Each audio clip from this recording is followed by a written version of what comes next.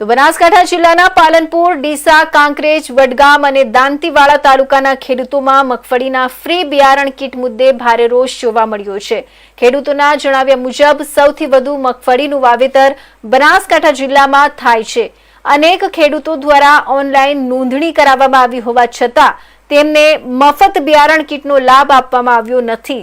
આ મામલે ભારતીય કિસાન સંઘ બનાસકાંઠાના આગેવાનો અને ખેડૂતો દ્વારા આજે જિલ્લા નિવાસી અધિક કલેક્ટરને આવેદનપત્ર આપી રજૂઆત કરવામાં આવી હતી। ખેડૂતોને તાત્કાલિક મગફળીના બિયારણની ફ્રી કીટ આપવામાં આવે તેમજ ડ્રીપ ઇરિગેશન યોજના હેઠળ 90% સબસિડી આપવામાં આવે તેવી માંગ કરવામાં આવી હતી।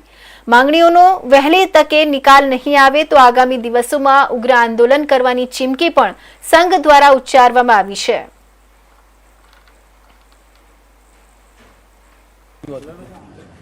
ફરી એકવાર ગુજરાતના ખેડૂતોને છેતરવાનો આ સરકારે ફરીથી નિર્ણય લીધો છે।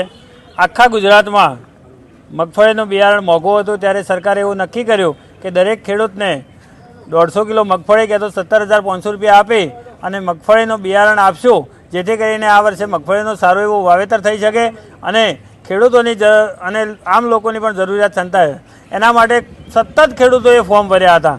દરેક ગામમાં 50, 100, 150 દરેક ખેડૂતે ફોર્મ ભર્યા હતા, કારણ કે અમારા વિસ્તારમાં મગફળીનું વાવેતર ખૂબ મોટા પ્રમાણમાં થાય છે અને ખેડૂતોને ખૂબ ખુશ હતો કે સરકારે આ વખતે અમારું ખૂબ ધ્યાન રાખ્યું છે।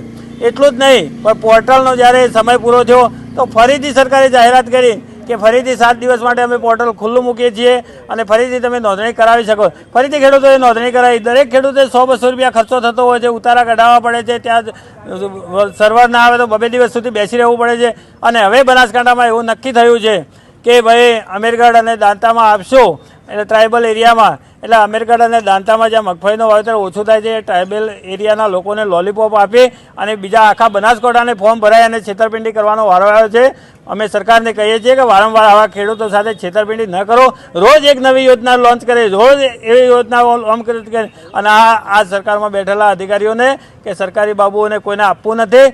ધોનેરાના જ્યારે જિલ્લાના પ્રમુખ બનાવ્યા છે તો એમને ધોનેરા લેવડાયું કે ધોનેરાને આપશું અમે, ખેતીવાડી અધિકારીએ એવું કીધું।